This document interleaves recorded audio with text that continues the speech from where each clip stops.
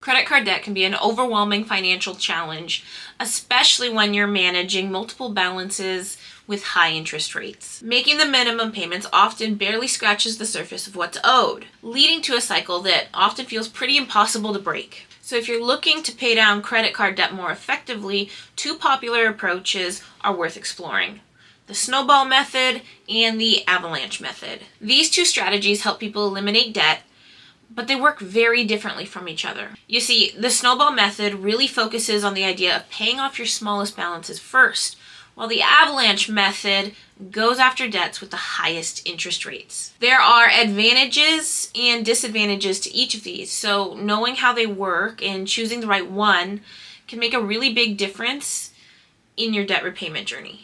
Now let's take a look at how each debt repayment method works, their pros and cons, and how to decide which one works best for you. First, we'll talk about the Snowball method.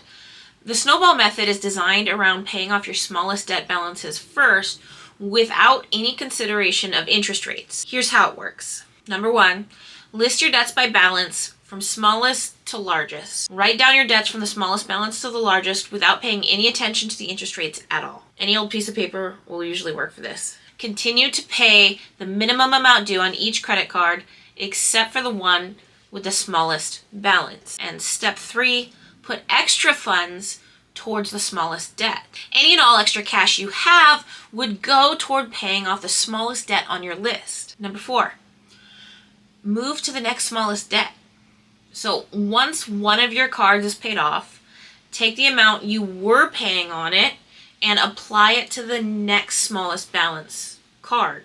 If you were making a $100 payment on a card that you just paid off, take that $100 and put it towards your next card you got to pay off. It's pretty simple. Step 5, you're going to repeat that until all of your debts are paid. Continue the process until every debt on your list is eliminated. With the Snowball method, you build momentum as you knock out debts one by one. Every small debt you pay off gives you a sense of accomplishment, which can be very motivating. It's kind of like rolling a snowball down a hill. That's how it gets its name. It grows larger with each turn, just as your motivation grows with each paid off balance.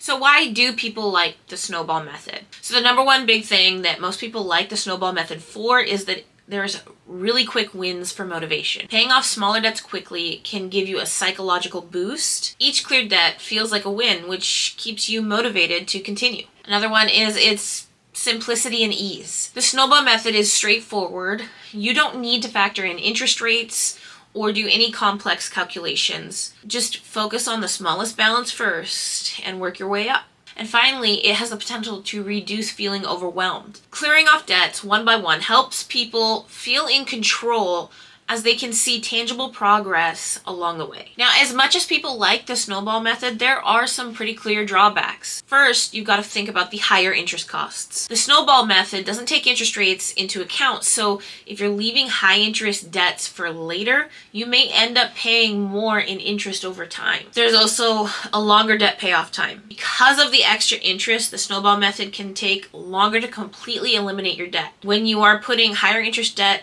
off and paying it later, it's going to take you longer to pay it off because you're not putting anything towards your principal. And finally, there's missed savings. Focusing only on small balances might mean missing out on potential interest savings if larger, high interest debts aren't prioritized. Now, we're going to talk about why interest rates are kind of important when you're paying off debt and why you should really consider the next method. So the next method is the Avalanche method. The Avalanche method prioritizes paying off debts with the highest interest rates first while completely ignoring the balance size. Here's how it works. First, list your debts by interest rate, highest to lowest. I like to do this on a piece of paper. Also, again, if you prefer a spreadsheet, you can feel free to use a computer if you want to. 2, make minimum payments on all debts except the one with the highest interest rate. You'll want to apply extra funds to the high interest rate debt. Any extra cash should go toward the debt with the highest interest rate. This is actually going to save you money in the long run if you do this. And it'll probably make it faster for you to pay off your debt. Step 4, move on to the next highest interest rate debt. Once the highest interest rate debt is cleared, take the payment amount and apply it to the next highest interest rate debt. So kind of like when we talked about the Snowball method, Once you pay off your highest interest rate credit card or loan, you're going to take that payment. If you're making $100 a month, you're going to take that payment and now you're going to apply it in addition to your minimum payment on your next highest interest rate card. So if you're paying your minimum payment of $50, now you'll be making $150. And doing that will continue to help you pay down your credit faster because you're going to be putting more money towards the principal instead of paying that interest on your cards. And step 5 in the Avalanche method process is to repeat until you're debt-free. You're going to continue until all of your debts are paid. The main benefit of the Avalanche method is that it reduces how much you'll pay in interest over time, making it a more cost-efficient option for debt repayment. So why do people prefer the Avalanche method versus the Snowball method? Number 1, the Avalanche method has interest savings. Since the Avalanche method targets high interest debts first, you'll pay less in interest overall, potentially saving a significant amount of money. 2, you're going to end up with a shorter debt repayment period. I did hint at this earlier, but by putting more money toward your high interest debts, you reduce the time it takes to pay off that debt, assuming you have the same amount of cash available for debt repayment. 3, financial efficiency. This approach appeals to people who prioritize financial efficiency, as it's designed to minimize the total cost of debt repayment. Now, just like everything, there are pros and there are cons, so let's see what some of the drawbacks of the Avalanche method are. First, we have slower progress or motivation. If your highest interest rate debt also has a large balance, it can take a while to pay it off, which may be kind of discouraging if you prefer quick wins. 2, complexity. Managing multiple high interest rate debts can feel pretty challenging. The Avalanche method may require a bit more discipline and patience. But just so you know, I actually have a tool for you so you can make it a lot easier to track your high interest rate debt. So it's not so complicated and complex. If you want to find out how to get your free interest rate tracker that I've made for you, go ahead and click the link in the description. Finally, the third drawback of the Avalanche method is a lack of immediate rewards. This kind of ties in with motivation. The Avalanche method focuses on interest rates rather than balance size, so it may take longer to clear individual debts, potentially affecting your morale. It might seem like you're not making progress when you actually are. You end up spending less money in the long run, and your wallet will certainly feel that. So, comparing the Snowball method and the Avalanche methods. So we have financial efficiency versus motivation. The Snowball method is centered around motivation, helping you stay on track by providing quick wins. However, the Avalanche method is all about financial efficiency, reducing your interest costs, and allowing for faster debt elimination. If you think you're someone who needs frequent rewards to stay committed and motivated,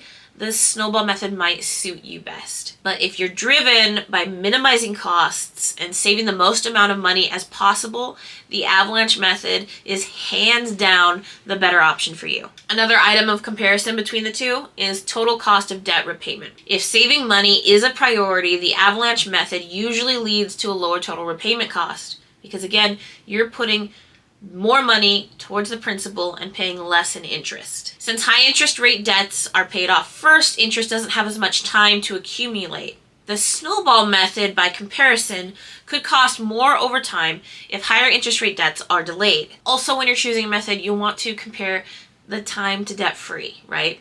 Because the Avalanche method minimizes interest, it generally leads to a much shorter debt repayment period. More of your payments are directed toward reducing the principal debt amount, allowing you to reach free status way faster. The Snowball method, on the other hand, usually takes a lot longer, especially if larger high interest rate debts are left toward the end. This is because you will be paying more interest instead of putting your money towards your principal debt. The fourth and final point to consider between the two, Avalanche versus Snowball, is the psychological impact. The Snowball method can be more psychologically rewarding because it lets you clear debts quickly. Even if it's all in your head, it really does provide more motivation. These smaller victories can build confidence and make the process feel more manageable. With the Avalanche method, however, progress may feel a lot slower, especially in the beginning, so it requires more patience and motivation, but it's usually better for your wallet in the long run.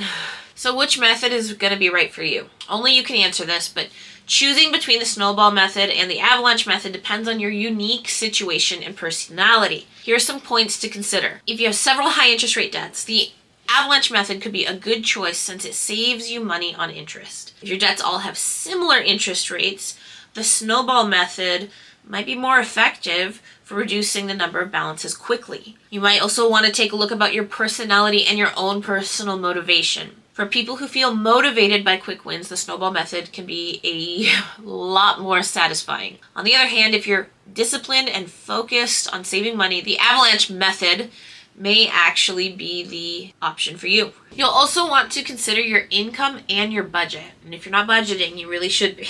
But if you have stable income and extra funds for debt repayment, the Avalanche method might help you get debt-free a lot faster. If you're on a very limited budget, the Snowball method provides a clear sense of progress without requiring a significant financial commitment up front. You also want to think about your debt-free goals. If your priority is reaching debt freedom quickly, the Avalanche method is generally the more efficient choice. But if maintaining motivation along the way is essential, the Snowball method might be a better fit for you. So, both the Snowball and Avalanche methods offer structured, disciplined ways to tackle credit card debt, and each caters to different financial motivational needs. The Snowball method helps build momentum through small wins, keeping you motivated with quick progress. The Avalanche method, while requiring a bit more patience, offers financial efficiency by reducing interest and getting you debt-free faster. In the end, the best approach is the one that aligns with your goals and keeps you committed. Some people even choose to start with the Snowball method to build that momentum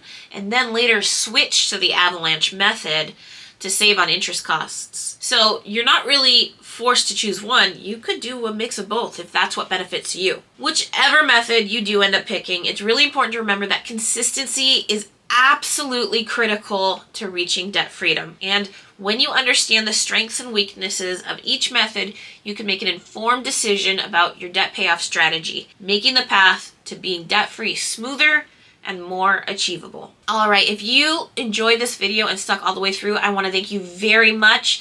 If you liked what you saw, go ahead and click subscribe. Also, I just want to remind you that I do still have that free credit card interest rate tracker that you can download. You can find it at my website, and I'll have the link in the description.